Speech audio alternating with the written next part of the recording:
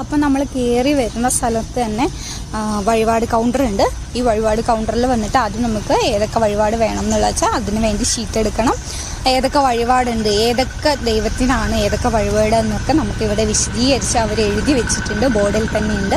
ഗണപതിക്ക് അതേപോലെ കിരാതമൂർത്തിക്ക് ഏതൊക്കെ വഴിപാടുകളാണ് ഇവിടെ ചെയ്യുന്നത്, അതിന് എത്ര രൂപ വരും എന്നുള്ളതൊക്കെ വിശദീകരിച്ചിട്ടുണ്ട്. ഇനി എന്തെങ്കിലും സംശയം ഉണ്ടെങ്കിൽ തന്നെ നിങ്ങൾക്ക് ഈ വഴിപാട് കൗണ്ടറിൽ ചോദിക്കാവുന്നതാണ്. അവർ വിശദീകരിച്ച് എല്ലാം നമുക്ക് പറഞ്ഞു തരും. എന്തുണ്ടെങ്കിലും നിങ്ങൾക്ക് ചോദിക്കാവുന്നതാണ്. അതേപോലെ തന്നെ നമ്മുടെ വേട്ടക്കാരന് എന്തൊക്കെയുണ്ട്, അവിടുത്തെ പൂജാതി കർമ്മങ്ങൾ എന്തൊക്കെയാണെന്നൊക്കെ അവിടെ ഒരു ബോർഡിൽ എഴുതി വെച്ചിട്ടുണ്ട്. അപ്പോൾ ഒട്ടുമിക്ക കാര്യങ്ങളും ഇവിടെ തന്നെ അവരെല്ലാം വിശദീകരിച്ച് എഴുതിയിട്ടുണ്ട്. ഇനി നമ്മളിപ്പോൾ ക്ഷേത്രത്തിലോട്ട് കിടക്കുകയാണ്. ക്ഷേത്രത്തിലോട്ട് കിടക്കുമ്പോൾ തന്നെ കാണാൻ പറ്റും ചുമരിലൊക്കെ ഒത്തിരി ചുമർ ചിത്രങ്ങൾ വരച്ച് വെച്ചിട്ടുണ്ട്. ഇനി നമ്മൾ ക്ഷേത്രത്തിലോട്ട് കിടന്നു കഴിഞ്ഞാൽ രണ്ട് സൈഡിലായിട്ട് പൂജാതി കർമ്മങ്ങൾ ചെയ്യാനും അല്പം നമുക്ക് വിശ്രമിക്കണം എന്നുണ്ടെങ്കിൽ വിശ്രമിക്കാനുള്ള സ്ഥലങ്ങളൊക്കെ ഇവിടെ തന്നെ ഉണ്ട്. ഇനിയിപ്പോൾ കുറച്ച് നേരം വന്നിരുന്ന് നമുക്ക് പ്രാർത്ഥിക്കണം, നാമം ചെല്ലണം എന്നൊക്കെ ഉണ്ടെങ്കിൽ ഇവിടെ ആകാവുന്നതാണ്. അതേപോലെ ഇതാണ് ക്ഷേത്രം നമ്മുടെ. ഇപ്പോൾ ഇതിൻ്റെ സൈഡിലായിട്ട് പായസവും അങ്ങനത്തെ കാര്യങ്ങളൊക്കെ ഉണ്ടാക്കാനും അങ്ങനത്തെ കാര്യങ്ങളൊക്കെ ഇവിടെ സൈഡിലായിട്ടുണ്ട്. അതേപോലെ നമ്മുടെ ക്ഷേത്രത്തിന് പുറത്ത് മാത്രമല്ല, ക്ഷേത്രത്തിൻ്റെ അകത്തും ഒത്തിരി സസ്യങ്ങളും കാര്യങ്ങളൊക്കെ വെച്ച് പിടിപ്പിച്ചിട്ടുണ്ട്. നമുക്ക് നോക്കിയാൽ തന്നെ അറിയാനായിട്ട് പറ്റും. ഇതിൻ്റെ അകത്തും ചെറിയ ചെടികളും കാര്യങ്ങളൊക്കെ ഉണ്ട്. ഇനി ഞാൻ നേരത്തെ പറഞ്ഞ പോലെ ഇവിടെ മുട്ട ഇറക്കലുണ്ട് എന്ന് പറഞ്ഞു.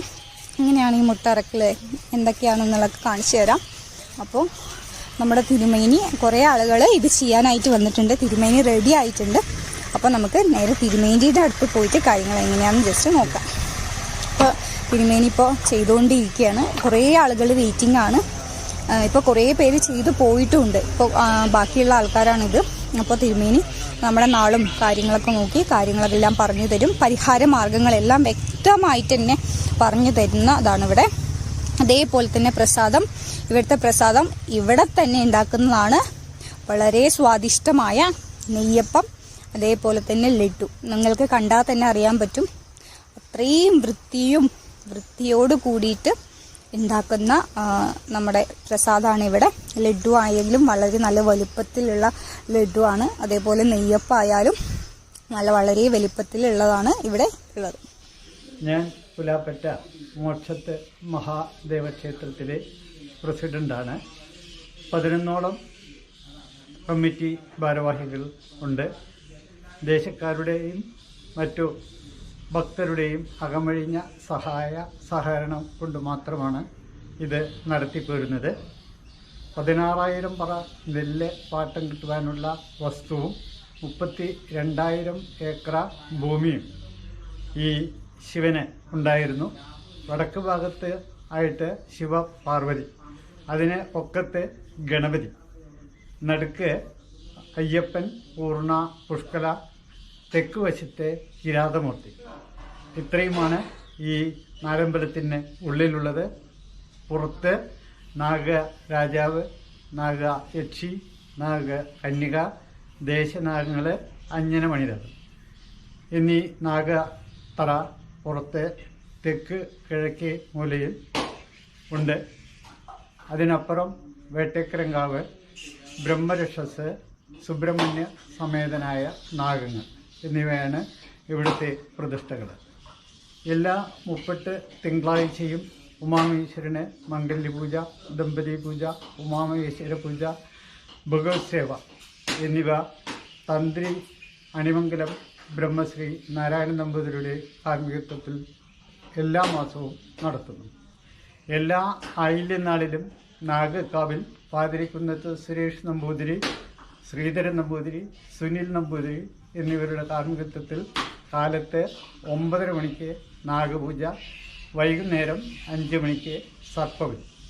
അഷ്ടനാഗങ്ങളായ അനന്തൻ, വാസുകി, തക്ഷകൻ, കാർഗോടകൻ, പത്മൻ, മഹാപത്മൻ, ശംഖുവാൻ, ഗുളികൻ എന്നീ അഷ്ടനാഗങ്ങളെയും കളത്തിൽ ആവാഹിച്ചു വരുത്തി അവരുടെ അനുഗ്രഹം വാങ്ങിക്കുന്ന ഒരു കർമ്മമാണ് സർപ്പബലി. എല്ലാ മാസവും ആയില്യനാളിൽ നടത്തപ്പെടും.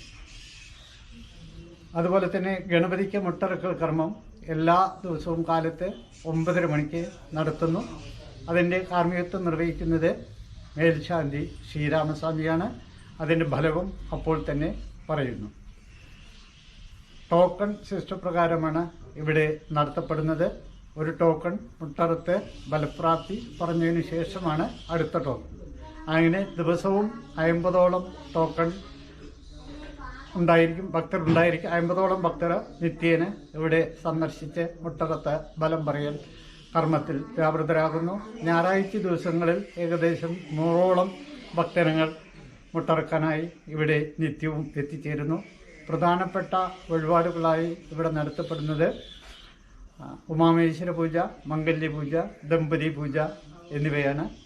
വിദ്യാകാരകനായ ഗണപതിയാണ് ഇവിടെ ഉള്ളത്. വിദ്യയ്ക്ക് ഏറ്റവും പ്രധാനമാണ്. അയ്യപ്പൻ ശനിദോഷം തീരുന്നതിന് വേണ്ടി അയ്യപ്പന് വഴിപാട്, എള്ളുതിരി വഴിപാട്, അതുപോലെ തന്നെ നീരാഞ്ജൽ എന്നിവ നടത്തുന്നു. കിരാതമൂർത്തിക്ക് പാനകം വഴിപാടാണ് പ്രധാനം. നാഗങ്ങൾക്ക് കാലത്ത് നാഗപൂജ, വെള്ളരിയിടൽ, 100 പാലും കൊടുക്കൽ, വൈകുന്നേരം സർപ്പവിളി, വേട്ടേക്കറിന് അപ്പം, അതുപോലെ തന്നെ കഠിനപ്പായസം. ബ്രഹ്മരക്ഷസിന് എല്ലാ 30 വ്യാഴാഴ്ചയും ബ്രഹ്മരക്ഷസ് പൂജ. സുബ്രഹ്മണ്യ സമേത നാഗങ്ങൾക്ക് വർഷത്തിലൊരിക്കൽ പാതിരിക്കുന്നത്ത് നമ്പൂതിരിമാരുടെ വക പ്രത്യേക പൂജ എന്നിവയാണ് ഇവിടെ നടത്തപ്പെടുന്നത്. കന്നിമാസത്തിലെ 2 ദിവസങ്ങളിലായിട്ടാണ് പ്രതിഷ്ഠാദിനം. പൂയന്നാളിലും കന്നിമാസത്തിലെ പൂയന്നാൾ, ആയില്യനാൾ എന്നീ 2 ദിവസങ്ങളിലായി അതിഗംഭീരമായി നടത്തപ്പെടുന്നു. പിന്നെയുള്ള ശിവരാത്രി 7 ദിവസങ്ങളിൽ നവകം, പഞ്ചവ്യം, അതുപോലെ തന്നെ താന്ത്രിക പൂജ, മറ്റു ക്ഷേത്ര ആചാര കലകൾ എന്നിവയും നടത്തപ്പെടുന്നു. ശിവരാത്രി ദിവസം, ശിവരാത്രിയുടെ തലേ ദിവസം വരെ മത്തവിലാസം കുത്ത് എല്ലാ ദിവസവും രാവിലെയും വൈകുന്നേരം. ശിവരാത്രി ദിവസം കഥകളി, മറ്റു ക്ഷേത്ര കലകളും മുൻതൂക്കം കൊടുത്ത്. ഇത് കൂത്തമ്പലം. വർഷം തോറും ശിവരാത്രിയോട് അനുബന്ധിച്ച് ഇവിടെ മത്തവിലാസം കൂത്ത് നടക്കുന്നു. അപൂർവം ക്ഷേത്രങ്ങളിൽ മാത്രം നടക്കുന്നതാണ് ഈ വഴിപാട്. നടത്തുന്നത് വ്രതാനുഷ്ഠാനത്തോടുകൂടി ഇരിങ്ങാലക്കുട ചാക്യാർ മഠം നാരായണ ചാക്യാരും സംഘവുമാണ് ഇവിടെ വർഷം തോറും അവതരിപ്പിക്കുന്നത്. ഉദ്ദിഷ്ട കാര്യസാധ്യം, അതായത് മംഗല്യഭാഗ്യം, സന്താനഭാഗ്യം എന്നിവയ്ക്കെല്ലാം അതിപ്രധാനമാണ് മത്തവിലാസം കൂത്ത്. ഉദ്ദിഷ്ട കാര്യസാധ്യത്തിന് മത്തവിലാസം കൂത്ത് വഴിപാട് നേരുന്നത് പ്രധാനമാണ്. അത് സ്വന്തമായി കഴിക്കുന്നവരുണ്ട്. കമ്മിറ്റി നടത്തുന്ന മത്തവിലാസം കൂത്തിനോട് ചേർന്നുകൊണ്ട് നടത്തുന്നതും ഭക്തരുമുണ്ട്. വർഷത്തിൽ ഒരു പ്രാവശ്യമാണ് ഇത് നടത്തുന്നത്. നമസ്കാരം. എൻ്റെ പേര് ശ്രീരാമസ്വാമി. മോക്ഷത്തമ്പലം മേശാന്തിയാണ്. ഇവിടെ പ്ലാപ്പറ്റ മോക്ഷത്ത് മഹാദേവ ക്ഷേത്രം ആണ് അറിയപ്പെടുക. ഇവിടെ തന്ത്രിയായിട്ടുള്ള 2 തന്ത്രിമാരാണ്. ഒന്ന് നാഗത്തിൻ്റെ, ഇപ്പം ഞാനിവിടെ ഇരിക്കുന്നത് നാഗങ്ങളുടെ അടുത്താണ്. ഇവിടെ നാഗത്തിൻ്റെ തന്ത്രി പാതിരിക്കുന്ന നമ്പൂരിയാണ്. ഇവിടെ ഉള്ളിലെ ബാക്കിയുള്ള കാര്യങ്ങളൊക്കെ മേനോൻ പറഞ്ഞിട്ടുണ്ട്. അപ്പോൾ ഉള്ളിലെ തന്ത്രി വന്നിട്ട് അണിമംഗലാണ്. അണിമംഗലം നാരായണ നമ്പൂരിപ്പാടാണ് ഇവിടുത്തെ തന്ത്രി, ക്ഷേത്രത്തിൻ്റെ തന്ത്രി. നാഗത്തറയിലെ തന്ത്രി പാതിരിക്കുന്ന നമ്പൂരിയാണ്. ഇവിടെ എങ്ങനെയാണെന്ന് ചോദിച്ചു കഴിഞ്ഞാൽ പ്രധാനമായിട്ട് 3 ശിവൻ, 3 ഭാവത്തിലുള്ള ശിവനും അതേപോലെ ഒരു ശിവൻ്റെ അടുത്തിരിക്കണ ഗണപതിയും. എല്ലാ സ്ഥലത്തും കന്നിമൂലയ്ക്ക അപൂർവമായിട്ട് നമുക്ക് ശിവൻ്റെ അടുത്ത്, ശിവൻ്റെ അത്ര തന്നെ പ്രാധാന്യത്തോടു കൂടി തന്നെ നിൽക്കണ ഒരു ഗണപതിയെ കാണാൻ പറ്റും. അപ്പോൾ ഇവിടെ ദേവപ്രശ്നം വെച്ചപ്പോൾ പറഞ്ഞു ഇത് അതിവിശിഷ്ടമായിട്ടുള്ളൊരു ഗണപതിയാണ്, എല്ലാ ഭാവം ചേർന്നിട്ടുള്ള ഗണപതിയാണ്. ഇവിടെ അധികം കാണാത്തൊരു ഗണപതിയാണ്. അതായത് വിജയ ഗണപതി, അതായത് ഏത് കാര്യത്തിനും വിജയമാണ്. ഇപ്പോൾ മാനസിക രോഗമായിട്ട് വരുന്ന ആൾക്കാർക്ക് ഇവിടെ വന്നിട്ട് ഒരു മനസ്സ് മുട്ട അറുത്ത് കഴിഞ്ഞാൽ ആ ഗണപതി വിളി കേൾക്കും. അപ്പോൾ എന്താണോ മനസ്സിനുണ്ടായ പ്രശ്നം അത് തീർക്കുകയാണ്. ഇപ്പോൾ നമ്മുടെ ഒരു ആഗ്രഹമാണ് മനസ്സിൽ ആദ്യം ഉണ്ടാവുക. അപ്പോൾ മനസ്സേ പറഞ്ഞാൽ നമ്മുടെ ആഗ്രഹമാണ്. ആ ആഗ്രഹം ഭഗവാൻ നടത്തി തരും. ഇവിടെ വന്നിട്ട് നമ്മുടെ ഒരു അഭീഷ്ടം പ്രാർത്ഥിച്ചിട്ട് ഗണപതിയുടെ മുമ്പിൽ നമ്മളൊരു തേങ്ങ മുട്ടിയാൽ, ഇപ്പോൾ വീടാവണം എന്നുള്ളൊരു മോഹത്തോട് കൂടിയിട്ട് വന്നിട്ട് ഇവിടെ വന്നിട്ട് ഒരു ഗൃഹമുട്ട അർത്താൽ ആ വീടിന് വേണ്ട സാഹചര്യങ്ങളും സമാഹാരങ്ങളൊക്കെ എല്ലാം ഒത്തുവരും. ആ സാധ്യതകളൊക്കെ ഒത്തുവരും. അതേപോലെ തന്നെ വീട്ടിലുള്ള പ്രശ്നങ്ങൾ, പ്രധാനമായിട്ട് കലഹം, ഇല്ലെങ്കിൽ കടം, ഇതിൻ്റെ എന്ത് പ്രശ്നമാണെങ്കിലും ഒരു ഗൃഹമുട്ട അറുത്ത് കഴിഞ്ഞാൽ അത് തീരാറുണ്ട്. അതേപോലെ സന്താനമില്ലാത്തത്, ഒരു വീടുണ്ട്, ജോലിയുണ്ട്, സന്താനങ്ങളില്ല. അപ്പോൾ ഇവിടെ ഉണ്ണിഗണപതിയുടെ ഭാവത്തിലാണ്, ബാലഗണപതിയാണ്. അപ്പോൾ ഇവിടെ വന്നിട്ട് മഹാദേവനോട് പ്രാർത്ഥിച്ചുകൊണ്ട് ആ ഗണപതിയോടും പ്രാർത്ഥിച്ചുകൊണ്ട് ഒരു മുട്ട അറുത്ത് കഴിഞ്ഞാൽ അവർക്ക് എത്രയും പെട്ടെന്ന് ഒരു സന്താന ഭാഗ്യം ഉണ്ടാവാറുണ്ട്. അതേപോലെ തന്നെ മംഗല്യം, എത്രയോ അനുഭവമാണ്. ഇവിടുന്ന് തേങ്ങ മുട്ടി പോയിട്ട് 50 കിലോമീറ്റർ യാത്ര ചെയ്യുമ്പോഴേക്ക് അവർക്ക് മംഗല്യം ശരിയായി എന്നുള്ളൊരു ഫലം ഇവിടേക്ക് വന്നിട്ടുണ്ട്. അതേപോലെ തന്നെ കുട്ടികളുടെ വിദ്യാഭ്യാസം ഇന്നത്തെ കാലത്ത് പണ്ടത്തെ പോലെയല്ല, വളരെയധികം ക്ലേശിച്ചിട്ടാണ് കുട്ടികൾ പഠിക്കുന്നത്. ഇവിടെ വന്ന് ഈ വിജയഗണപതി അതേപോലെ തന്നെ ഈ വിദ്യാഗണപതിനെ ഒന്ന് പ്രാർത്ഥിച്ച ബാലസ്വരൂപമാണ്, ഏത് കാര്യത്തിനും നല്ലതാണ്. അപ്പോൾ ആ വിജയഗണപതിനെ ഒന്ന് പ്രാർത്ഥിച്ചിട്ട് ഇവിടെ വന്നിട്ടൊന്ന് വിദ്യാമുട്ട അറുത്ത് കഴിഞ്ഞാൽ വിദ്യയിലുള്ള സകല തടസ്സങ്ങളും, അതേപോലെ തന്നെ അവർ ആലസ്യം ഉണ്ടാവും. പഠിക്കാനിരിക്കുമ്പോൾ ഉറക്കം വരണു, ഇല്ലെങ്കിൽ പഠിക്കാനിരിക്കുന്ന സമയത്ത് വേറെ പല തടസ്സങ്ങളും, ക്ഷീണം വരിക, അതേപോലെ ഉറക്കം വരിക, ഇല്ലെങ്കിൽ പഠിക്കണച്ചിട്ട് ഇരിക്കുമ്പോഴാവും നമ്മുടെ ജീവിതത്തിൽ വേറെ പല തടസ്സങ്ങളും വരുന്നത്. ഏകാഗ്രത കിട്ടണില്ല, മറന്നു പോവുകയാണ് എന്നൊക്കെ പറയുന്നുണ്ടല്ലോ കുട്ടികൾ. അപ്പം അത് ആ വക കാര്യങ്ങളൊക്കെ ഇവിടെ വന്നിട്ട് ഗണപതി ഭഗവാന്റെ മുമ്പിലൊന്നും മുട്ടി ഒരു ഗണപതിയോമോ ഒറ്റയപ്പോ ഒക്കെ കഴിച്ച് പോയാൽ അവർക്ക് വേണ്ട വിധത്തിൽ പഠിക്കാനും പരീക്ഷാ വിജയം നൽകാനും ഇവിടെ നല്ലൊരു അനുഭവം ഞാൻ പറഞ്ഞുതരാം. 13 വിഷയം ഒരാൾ ഒറ്റയടിക്ക് എഴുതിയിട്ട് പാസ്സായിട്ടുണ്ട്. അത് വളരെ വലിയ അനുഭവമായി. അപ്പോൾ പറ്റില്ല തോന്നിയിട്ടാണ് വന്നത്, എന്നെക്കൊണ്ട് നടക്കില്ല. അപ്പോൾ അച്ഛനും അമ്മയും ഫോഴ്സ് ചെയ്ത് ഇവനോടൊന്ന് എഴുതാൻ പറയണം, തിരുമേനി ഒന്ന് അനുഗ്രഹിക്കണം എന്നൊക്കെ പറഞ്ഞു തന്നെ. അപ്പം ഞാനല്ല, ഗണപതിയെ പ്രാർത്ഥിച്ചോളൂ പറഞ്ഞിട്ട് പറഞ്ഞു. 13 വിഷയം ആ കുട്ടി എഴുതി. ഞാൻ വേണ്ട വഴിപാടൊക്കെ പറഞ്ഞിട്ട് പിന്നെ ഇവിടെ ഒരു ടിൻ്റെ എണ്ണയും ഒരു ത്രികാലപൂജയും പ്രാർത്ഥിച്ച് ഇവിടെ വന്ന് പ്രാർത്ഥിച്ച എന്ത് കാര്യമായാലും എത്ര പ്രയാസമുള്ള കാര്യങ്ങളും വളരെ നടക്കാറുണ്ട്. ഇവിടെ വന്ന് ഗണപതിയുടെ അടുത്ത് വന്ന് എന്ത് കാര്യസാധ്യമാണോ നടക്കേണ്ടത് ആ കാര്യസാധ്യം പറഞ്ഞ് ഇവിടെ വന്ന് അങ്ങോട്ട് മുട്ടിക്കോളും. ആ മുട്ടി കഴിഞ്ഞ് ആ തേങ്ങ ശരിയായാൽ നിങ്ങളുടെ കാര്യം ശരിയായ പോലെയാണ്. അതേപോലെ നടക്കുന്ന വിചാരിച്ച എത്ര വലിയ കാര്യം ഇവിടെ വന്നിട്ട് മുട്ടിയിട്ട് കണ്ണുക്കോടെ പൊട്ടിയിട്ടുണ്ട്.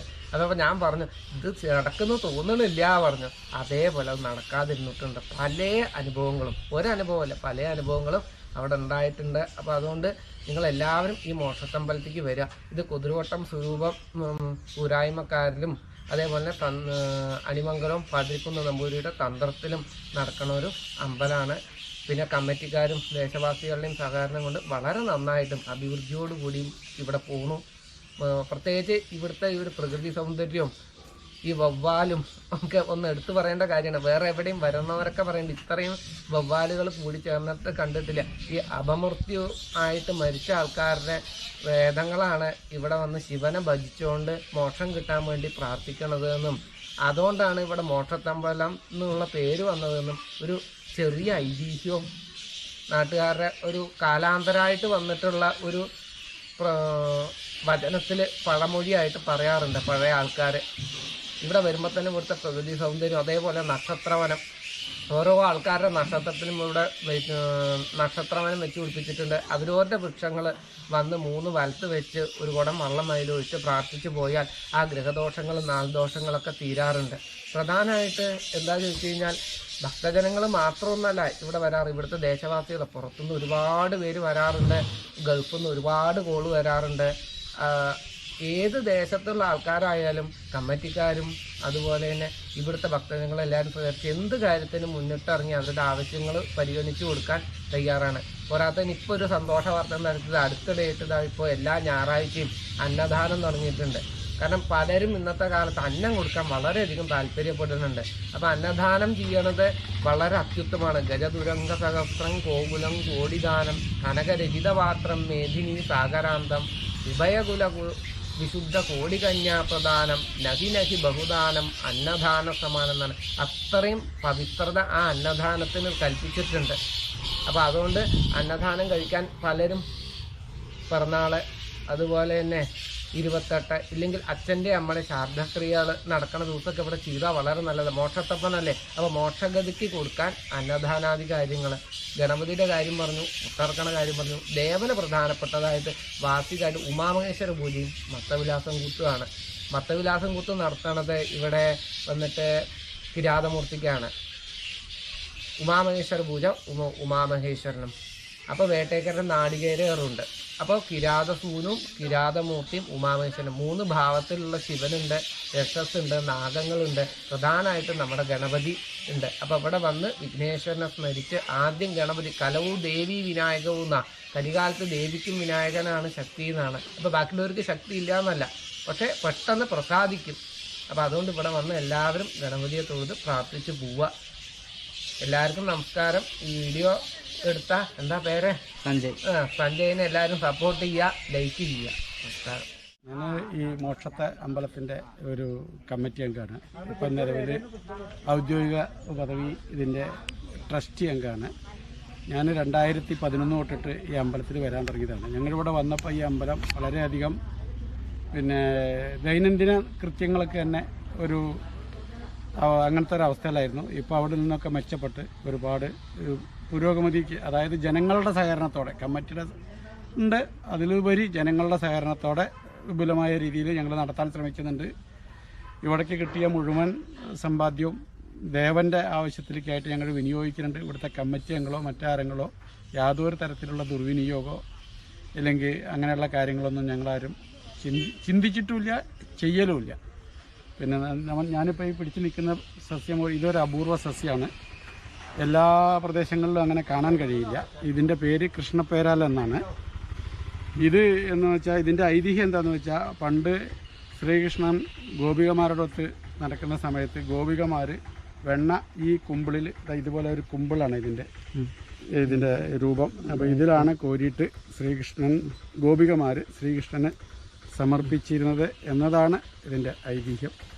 ഇതിൻ്റെ പേര് കൃഷ്ണപ്പേരാൽ എന്നാണ്. ഇവിടെ ഒരെണ്ണമുള്ളോ ഇതേപോലത്തെ ചെടി? അതൊന്നുമില്ല. ബാക്കിൽ ഇതേപോലെ ഉണ്ടാവും. ബാക്കിൽ ഒരു ഇല സപ്പോർട്ടായിട്ടുണ്ടാവും.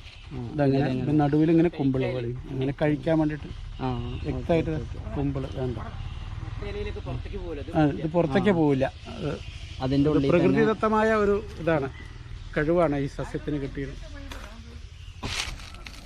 എൻ്റെ പേര് ജയരാജൻ. ഞാൻ ഈ ക്ഷേത്ര കമ്മിറ്റിയിലത്തെ ഒരു ഭാരവാഹിയാണ്. ഇത് ഇവിടെ ഒരു അപൂർവ സസ്യമാണ്. ഈ സ്വർണ്ണപത്രി എന്നാണ് ഇതിൻ്റെ പേര്. അടിവശം സ്വർണത്തിൻ്റെ ഷൈനിങ്ങും മറ്റു ഭാഗത്ത് പച്ചിലകളാണ്.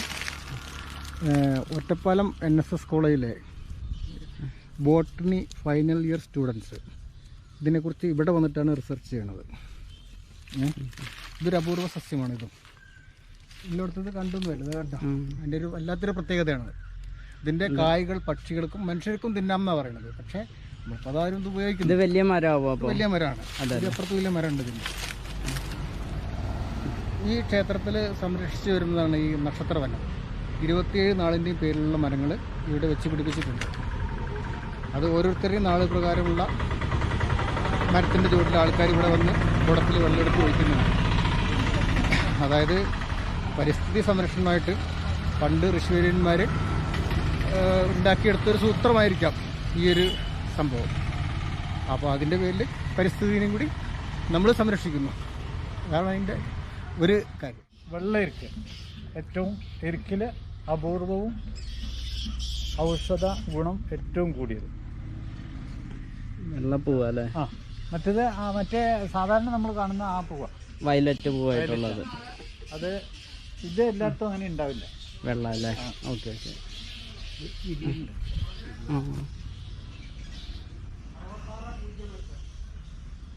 ഇതൊക്കെ പിന്നെ ചെടികളെ ഇത് ഉമ്മത്തും പൂവ് പറയും. ഇത് ഔഷധ ഗുണമുള്ള ഉമ്മത്ത്. ഈ വെലിവിനൊക്കെ ഉപയോഗിക്കുന്ന. അതെ അല്ലേ? ഇതെല്ലാനും ഔഷധ സസ്യങ്ങളല്ലേ? എല്ലാനും.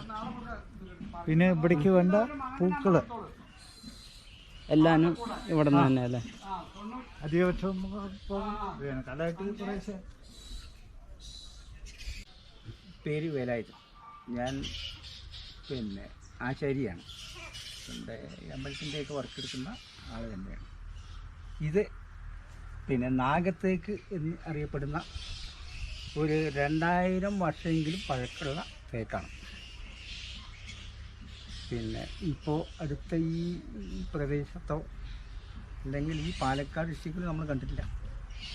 ഇനി നിലമ്പൂർ കാട്ടിലുണ്ടോ എന്നറിയില്ല, എങ്കിലും ഇത്രയും പഴക്കമുള്ളത് കാണാൻ സാധ്യമില്ല. പിന്നെ ഞങ്ങളിത് ഒരു 10-65 വർഷം മുമ്പേ ഇവിടെ വെട്ടാൻ ശ്രമിച്ചതാണ്.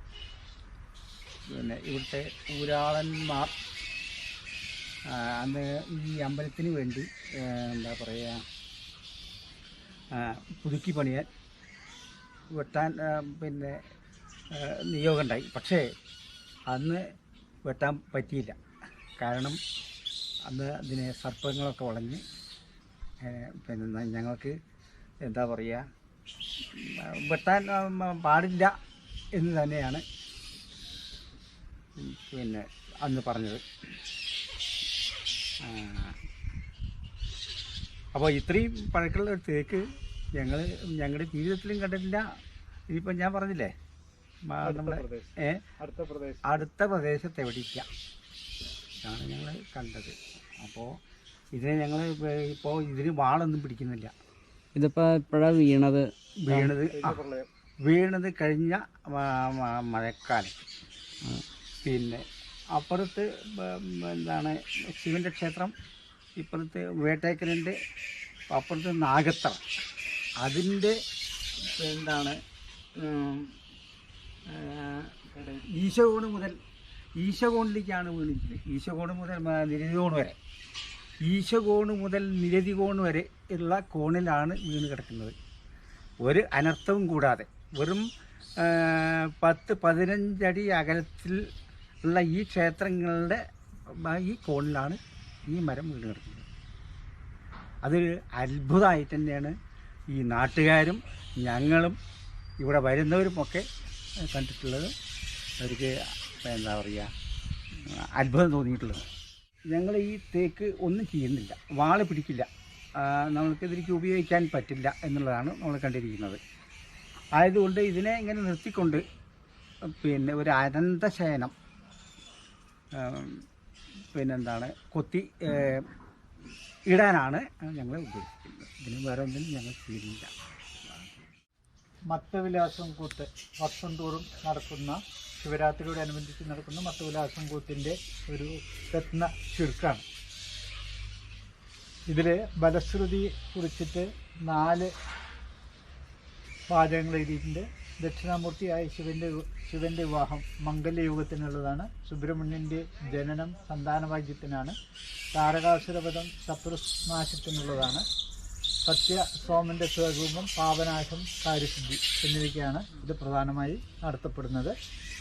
ഉദ്ദിഷ്ട കാര്യസാധ്യത്തിന് പ്രാർത്ഥിച്ചാൽ ആ കാര്യം സാധിക്കും എന്നുള്ളതാണ് ഫലശ്രുതി. വർഷവും ഇത് ഇവിടെ നടത്തപ്പെടുന്നു. ഇതിൽ നാഗരാജാവ്, നാഗേക്ഷി, നാഗകന്യക, ദേശനാഗങ്ങൾ, അഞ്ജനമണിനാഗം, ചിത്രകൂടങ്ങൾ എന്നിവയാണ് ഇവിടുത്തെ പ്രതിഷ്ഠ. ഇതിൽ വന്ന് മറ്റ് പാതിരിക്കുന്നത്ത് ബ്രഹ്മശ്രീ സുരേഷ് നമ്പൂതിരി, സുനിൽ നമ്പൂതിരി, ശ്രീധരൻ നമ്പൂതിരി എന്നിവരുടെ കാർമ്മികത്വത്തിലാണ് മാസവും ഇവിടെ നടക്കുന്ന കാലത്തുള്ള നാഗപൂജ, വൈകുന്നേരത്തെ സർപ്പപൂജ. ഇതിൻ്റെ പ്രത്യേകത എന്താ വെച്ചാൽ പ്രകൃതിയോട് ഇണങ്ങി ഇവരെ സംരക്ഷിക്കണം എന്നുള്ളതാണ്. അതുകൊണ്ട് കമ്മിറ്റി കൂട്ടായ ചർച്ചയിൽ കൂടി ഇതിന് ഗന്ധരാജൻ എന്ന് പറയുന്ന പുഷ്പം ഇതിന് മുകളിൽ കയറ്റി വിട്ടിട്ടുണ്ട്. അത് നാഗങ്ങൾക്ക് തണുപ്പും അതുപോലെ തന്നെ അതിൻ്റെ സുഗന്ധം വളരെ ശ്രേഷ്ഠമാണ്. അത് നാഗങ്ങൾക്ക് വളരെ ഇഷ്ടപ്പെട്ടതാണ് അതിൻ്റെ ഗന്ധം. അതേപോലെ തന്നെ ഭക്തർക്ക് നിൽക്കുന്നതിന് വേണ്ടി വലിയൊരു ഹാള് ഇവിടെ പണിതിട്ടുണ്ട്. അതിൻ്റെ മുകളിലും ഈ ഗന്ധരാജനെ കയറ്റി വിടണം എന്നുള്ളതാണ് ഉദ്ദേശിക്കുന്നത്. പ്രകൃതിയോട് ഇണങ്ങിയിട്ട് ഉള്ള സംരക്ഷണമാണ് ഞങ്ങൾ ഏറ്റവും കൂടുതൽ ഇഷ്ടപ്പെടുന്നത്. ഇത് വേട്ടേക്കരങ്കാവ്. ഇവിടുത്തെ പ്രാധാന്യം എന്തായെങ്കിൽ നമ്മൾ ഉദ്ദിഷ്ട കാര്യസാധ്യത്തിന് വേട്ടേക്കരന് നാളികേരം വരെ അതിപ്രധാനമാണ്. നാളികേരം വാങ്ങിച്ച് കഴുകി 3 വേട്ടേക്കരനെ വലം വയ്ക്കുക, ഓം നമഃശിവായ എന്ന പഞ്ചാക്ഷരി മന്ത്രം ജപിക്കുക. എന്താണോ നമ്മൾ ഉദ്ദേശിക്കുന്നത്, നാൽക്കാലികളുടെ സുഗമമായ വളർച്ച, ഉദ്ദിഷ്ട കാര്യസാധ്യം, വ്യവഹാര വിജയം, വ്യാപാര വിജയം, വിദ്യാഭ്യാസം എന്നിവയ്ക്കെല്ലാമാണ് നാളികേരം വരെ വേട്ടേക്കരന് പ്രധാനം.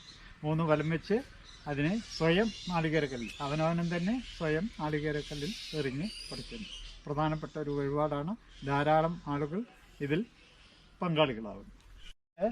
നാഗലിംഗ മരാണ്. ഇതിൻ്റെ തടിയിലാണ് പുഷ്പങ്ങൾ ഉണ്ടാവുക. ശിവലിംഗത്തിനെ പോലെ സർപ്പം പത്തി വിടർത്തി നിൽക്കുന്ന പോലെ 5 ഇതളുകൾ, അതിൻ്റെ നടുക്ക് സർപ്പം പത്തി വിടർത്തുന്ന പോലെയുള്ള പുഷ്പങ്ങളാണ് ഉണ്ടാവുക. വളരെ മണമുള്ള സുഗന്ധമുള്ള അതാണ് ഇതിൻ്റെ പുഷ്പങ്ങൾ. നാഗങ്ങൾക്ക് വളരെ ഇഷ്ടപ്പെട്ടതാണ് ഇത് വന്യമരം യാഗങ്ങൾക്കും മറ്റും ഉപയോഗിക്കുന്നതാണ്. ഇതിൻ്റെ കൊമ്പുകൾ യാഗ സമയത്ത് ഇവിടെ നിന്ന് ധാരാളം ക്ഷേത്രങ്ങളിലേക്ക് ഊട്ടിക്കൊണ്ടുപോകാറുണ്ട്. ഇതിൻ്റെ പ്രത്യേകത എന്താ വെച്ചാൽ 3 വലം വെച്ച് തൊട്ട് തൊഴുതാൽ നമ്മളെ ആരെങ്കിലും കളിയാക്കിയിട്ടുണ്ടെച്ചാൽ അതിൻ്റെ പാപം തീരും എന്നുള്ളതാണ്. ധാരാളം ആളുകൾ ഇവിടെ വന്ന് നിത്യേന 3 വലം വെച്ച് തൊട്ട് തൊഴുകുന്നുണ്ട്. വന്യമരം, അതേപോലെ തന്നെ മന്ദാരം. അതിൻ്റെ മാഹാത്മ്യം ഇവിടെ എഴുതി വച്ചിട്ടുണ്ട്.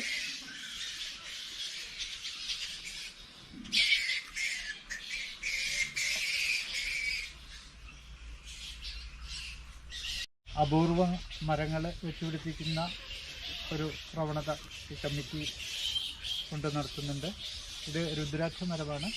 3 വർഷം പ്രായം കഴിഞ്ഞു, കായ തുടങ്ങിയിട്ടില്ല.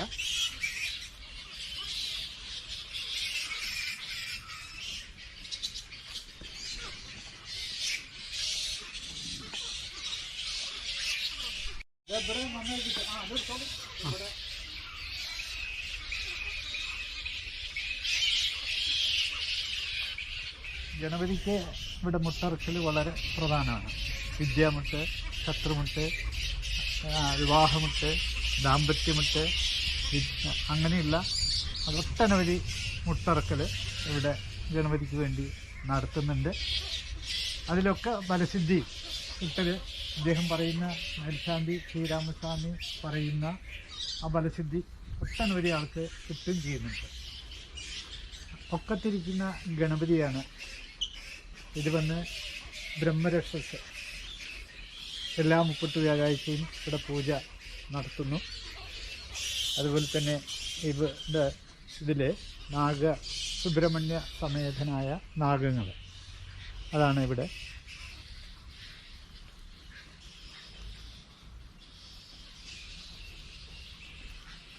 വവ്വാലുകൾ നിറച്ചല്ല ചുറ്റും. അതെ അതെ, ഇവിടെ ഏറ്റവും ആകർഷകമായിട്ടുള്ളത് വവ്വാലുകളാണ്.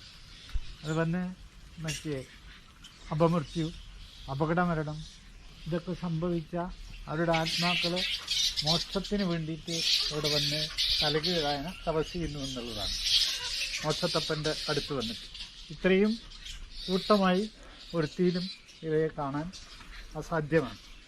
വളരെ ഭക്തജനങ്ങൾ തന്നെ അവരെ വളരെ പവിത്രമായിട്ട് കൊണ്ടാടുന്നു.